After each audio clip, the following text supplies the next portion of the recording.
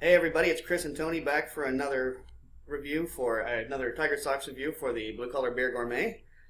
Uh, we managed to we took care of our technical problems from last time. Discovered that we have a 15-minute time limit on this recorder. When you don't pay for it, that's what you got to do. Stopwatch. It's right there, so we got it on hand. Stopwatch.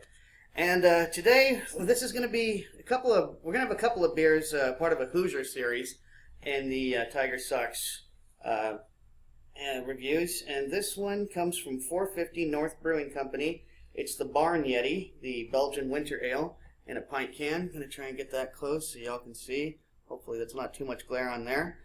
This came from our friend Mr. Gone V6. His name is Chris. He lives in Indiana. He's a really cool guy, and he had Thanks, Chris. a contest on Instagram where I guess he just had a surplus of beers and wanted to be cool and spread the wealth. And so I ended up winning 2 beers from him and a pint glass as well. It's a Dexter pint glass. My girlfriend doesn't like beer, but she assures me if she ever does find a beer that she likes, the Dexter pint glass is hers. So I'm keeping it in special reserve. Unfortunately, you won't be seeing that in any of the reviews. But did want to include Tony in this because it's always good to get a second opinion. I don't know. Have you ever had an Indiana beer that you know of? If I have, it'll be news to me. I mean, I might have drank it and didn't look at the label. Oops. Yeah, I looked through a list of Hoosier breweries, and I didn't see a single one that I recognized. I honestly believe, despite the fact that I grew up just a couple states west of Indiana, that I've never had an Indiana beer. So we are going to try once again, show this to you. I think I'm getting a little too... Who's your beer? There, but, and the story behind the Barn Yeti is... On cold rural nights when the frost bites and the moon is high, you may note distinct snarling or retrace massive footsteps in the freshly laid snow. Be alert, gentle reader, for the Barn Yeti is nigh.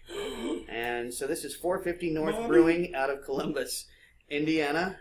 And the Yeti, did you notice the Yeti has a sickle? A sickle, yeah. He's a hard-working He's a hard-working Yeti. He's got his overalls on, and he's good to go. Now we know what they're doing when they're not on the Matterhorn. And we're gonna be using the Tazza shatterproof wine glasses for this one. For nostalgic reasons, because we've used it last time. Oh, now that's a lot darker than I was expecting. Yeah, that looks like a porterhead. Yeah, right there. it's a farm. It just is, or a winter ale rather, winter ale. So there's the master pouring at work. I got a lot to learn from you. This has been refrigerated all night, so. Ooh, look at that head. Seriously, this is a Belgian winter ale? Yeah, this is a Belgian winter ale. I was really not expecting it to be this color dark. Is a surprise. I was expecting a much lighter, almost like a wit beer color, but... that looks like a wee heavy in there, or... I mean, reminds me of a wee heavy. Yeah. Carbonated head. Getting a lot of caramel off the notes. Yep, me too. A little bit of black pepper. Some black pepper. I'm also getting, a little, obviously the floral. You expect something floral in here. Mm-hmm. A little touch of some kind of flower petal. I'll figure out what it is.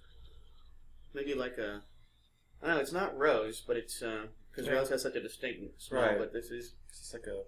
Yeah, it's like a floral bouquet of some kind. Couple petals are thrown in there. It's kind of like when you open up the cooler at the florist shop and that first floral smell hits you. Right, you get the wave of air from the suction. And you can see it's a very resilient head, and that's very dark color. I mean, because it's in a can, we were just, I think, genuinely shocked to pour because the Yeti in this is is white. I guess. Winter associated with ale. I guess what Yeti is always white, isn't he? Though the Abominable Snowman is known for being white. See, now you're just being racist. Yeah, that's true. I got a thing against Himalayans. Cheers. Cheers. Let's see what happens here. That ain't bad. Not at all. It's very smooth. Mm-hmm. It's smooth. It's almost like a carbonated alcoholic yoo-hoo, and I don't want to.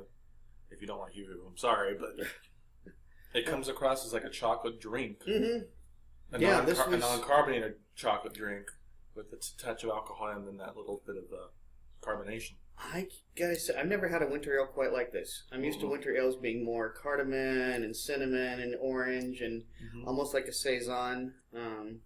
Like Sam Adams winter lager comes to mind when I think of the prototype one. I mean, I grew up on Sam Adams, so So yeah, that one draws to mind first, and it's not even close to that.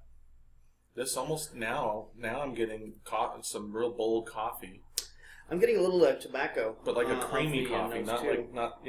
Yes, like a latte as opposed to say just a black cup of coffee. Maybe someone threw some coffee made in there.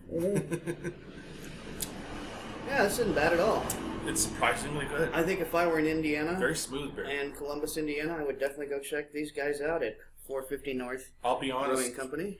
Yeah, I'll be honest. When we were setting up here to record this, Chris says the first beer we're going to do is the Yeti Belgian Winter, and I'm like, so I kind of busied myself around the garage. I'm like, I'm not really that excited. I'll be honest, but I got to eat my words. This is very tasty beer, rich, bold, yeah, very smooth, satisfying beer. Almost getting now I'm getting kind of like I want to say like a high alcohol. It still has a low mouthfeel, but like a high alcohol, almost like a brandy kind of. Yeah, the aftertaste brings out a little bit more of the alcohol, I would say, than you get initially. Upon first taste, upon second taste, you're not really getting alcohol bitterness. But yeah, now it's like, here we go. It's coming up. I would say those of you who are into beer cocktails, this would definitely be a good dark beer to use for beer cocktails because it has a flavor that's not overly distinct or overly spicy, like you would expect from a winter ale. Yeah, smooth. It's not overly toffee like some porters can be, or caramely like some stouts can be. I would say this would be a good one to experiment with. You throw some vanilla ice cream. Vanilla ice cream, and maybe like a little bit of. I could even see some scotch. I could see if you get scotch in this beer, and maybe a few drops of scotch. Like a few bitters of some kind. I want some scotch. This is a 9% ABV. If you already said that, I apologize. So yeah, I'm glad to. So it does have a little bit of a punch to it, but not overly attacking you. If you had more than one, I think you'd be fine. Yeah, and I think a pint-sized can is a good can to share. I think, honestly. Yeah, it is. I'd have a hard time. It's a 90-degree day here in Vegas, and we are in shade, but this would be a tough beer to just refresh. That's true. Yeah, this is definitely a winter ale. This is something to. Yeah. And now that I feel that warming sense, I think, okay, yes, that's all the more reason why it is a winter ale, because this is the kind of beer you could come home from a day at work in the winter and drink this and kind of warm up a bit. A good after work. And for you cigar drinkers, cigar smokers, this really lends itself to cigar. Don't drink a cigar, please. Yeah. I simply misspoke. We froze. But anyway, I think if you enjoy a cigar with a dark beer, a rich beer, this probably would make you pretty happy. This is the kind of beer I would probably put into a goblet. That's another thing. If you're somebody who likes to match up a proper glassware with it, this I think lends itself to a goblet. I'd agree. Because it's a very swirling kind of beer. I mean, I'm prone to swirling anyway, but this one is really... You are a swirler, yes. You're a swirler where I'm like, I don't want to watch the dance, I want to watch it go down my throat. But, for my first Indiana beer, this is a good beer, and I'm pleasantly surprised. High marks, guys. Like Tony, I'm not usually that big a fan of... when you see the word Belgian, I'm almost automatically turned off by it. In fact, yesterday I ordered an IPA. Long story, but it was a Stone Domination takeover at a local bar. Yeah, Aces and Nails here in Vegas. Aces and Nails, best bar in Vegas. If you come to Vegas, please go to Aces and Nails, especially the one on Tenaya. 50 taps. It always wins awards for being one of the best bars in Nevada, the whole state, not just Vegas. But I had ordered an IPA, and was mistakenly brought a Belgian. Supposed to get a ruination. Upon first sip, I was just like, it's a Belgian. So if you are watching and you like Belgian beers, hey, I respect anybody that enjoys beer. I mean, but style-wise, I just can't. I'm like you. I saw the word Belgian. I just can't. And that one yesterday was a Belgian IPA. I ended up tasting it afterwards, and don't worry, Tony did get the ruination. I got the correct beer. We got the correct beer, but I will say this too for that Belgian IPA. I'm a big fan of IPAs like Tony. I'm not quite as big a fan as he, but it is one of my favorite varieties. And as Belgian beers go, that Belgian IPA, That was not bad at all. It really wasn't. No, it was quality. actually. I would say it was true to its form. It was an IPA that was Belgian in style, but most certainly. Yes. Honestly, I don't want to. I'm not calling anybody out on this at 450 North Brewing, but I'm not entirely certain what's Belgian about this. And maybe they use Belgian malt. I could see that dark Belgian malt. Because the can itself doesn't actually give you any hints of, it just gives you Indication. that It doesn't little tell you what story that hops he or read at the malts beginning. or anything they use Right. on it. It doesn't give you any indication of ingredients. And I'm wondering if maybe that isn't the case. Like toasted Belgian malts.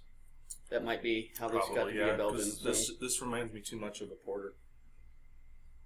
Alrighty. Sort of. Good stuff. And until then... And a quick note yes. before you end. Yes.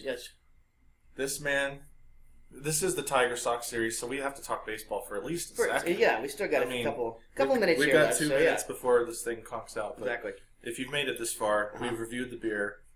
Let's just say, happy baseball fan, Red Sox. Very miserable baseball fan. They did win today, but they've lost 12 of their last 14 games. It's early in the season. Goodbye, Brad Osmus. 12 of 14. Come on. I think I need a beer. Yeah, it's early in the season. That's what I always like to say. Yeah, I know. You damn optimistic people.